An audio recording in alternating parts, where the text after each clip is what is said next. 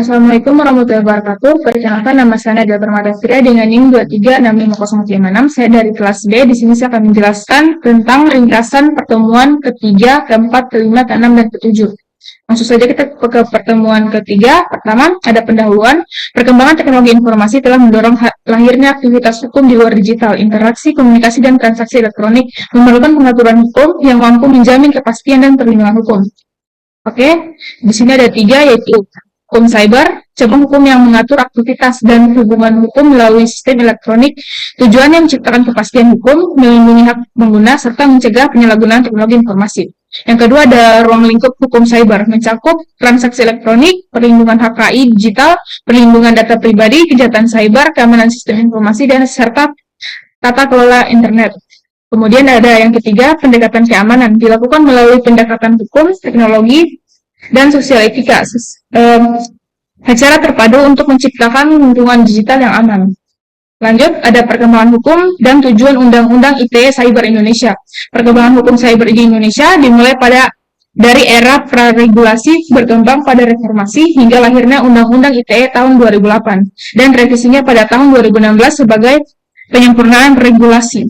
Tujuan Undang-Undang ITE memberikan kepastian hukum, transaksi elektronik, melindungi kepentingan nasional, serta mencegah penyalahgunaan teknologi informasi di ruang digital.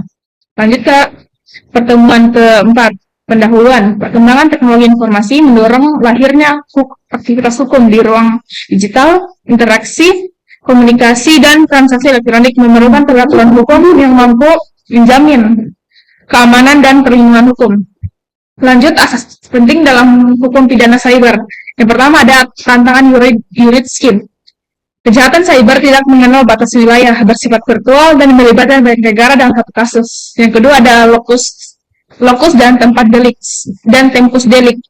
Locus delicti adalah tempat terjadinya tindak pidana, sedangkan tempus delicti adalah waktu terjadinya tindak pidana. Keduanya penting untuk meningkatkan hukum yang berlaku. Yang ketiga ada asas legalitas. Tidak ada perbuatan yang dapat dipidanakan pada saat hukum yang telah ada sebelumnya, dan hukum pidana tidak berlaku surut. Kemudian ada asas berlakunya hukum pidana. Indonesia mengenal asas teritorial, nasional aktif, nasional pasif, dan asas universal. Pengecualian internasional, beberapa pihak memperoleh imunitas berdasarkan hukum internasional, menambahkan kompleksitas yuridiskim. Oke, lanjut pertemuan kelima, pendahuluan. Kemajuan teknologi informasi selain membawa manfaat juga memunculkan berbagai bentuk kejahatan baru.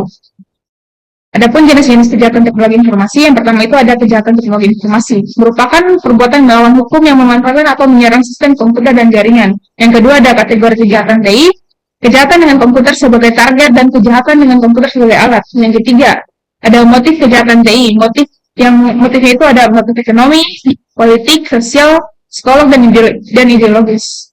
Yang keempat ada carding. Carding adalah penyalahgunaan kartu kredit melalui internet yang bersifat lintas negara dan merugikan banyak pihak. Yang kelima ada modus dan dampak carding. Dilakukan melalui pencurian data, transaksi ilegal, dan pencucian uang yang berdampak pada kerugian finansial dan menurunnya kepercayaan publik. Yang keenam ada pencegahan. Dilakukan melalui pengamanan teknis, edukasi pengguna, dan kerjasama antar lembaga. Next ada pertemuan keenam, pendahuluan. Pembuktian cybercrime menghadapi tantangan karena sifat bukti digital yang mudah berubah dan sulit dilacak. Lanjut, mekanisme pembuktian cybercrime. Yang pertama, masalah pembuktian digital.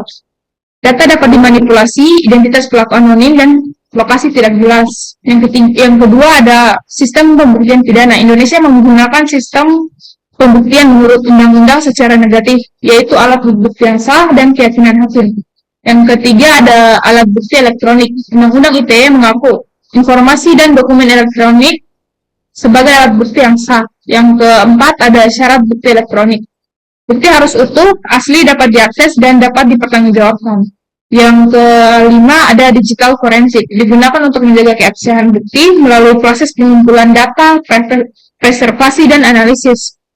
Lanjut ada pertemuan ketujuh. Pendahuluan. Keabsahan alat bukti elektronik ditentukan oleh pemenuhan syarat formil dan materi. Keabsahan alat bukti elektronik dan dalam persidangan. Yang pertama ada syarat formil. Sistem elektronik harus andal dan pengandalaan serta penyitaan dilakukan sesuai prosedur hukum yang berlaku. Yang kedua ada bentuk penyajian bukti.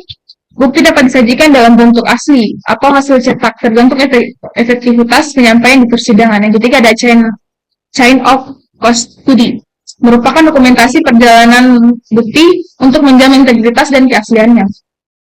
Yang keempat ada peran saksi ahli. Saksi ahli digital forensik membantu hakim memahami bukti teknis dan memahami keabsahan bukti. Lanjut, yang terakhir ada kesimpulan. Hukum cyber hadir sebagai respon atas perkembangan teknologi informasi dan aktivitas di ruang digital. Undang-Undang ITE menjadi dasar hukum utama dalam mengatur transaksi elektronik dan penanggulangan kejahatan cyber di Indonesia. Kejahatan cyber bersifat lintas batas sehingga membutuhkan pemahaman yuridski dan asas hukum pidana. Penegakan hukum cybercrime sangat bergantung pada keabsahan alat elektronik dan dukungan digital forensik. Dengan regulasi dan kerjasama yang baik, keamanan dan kepastian hukum di ruang digital dapat terwujud. Itu demikian dari saya, lebih dan kurangnya mohon dimaafkan. Wabillahi taufiq wal hidayah. Wassalamualaikum warahmatullahi wabarakatuh.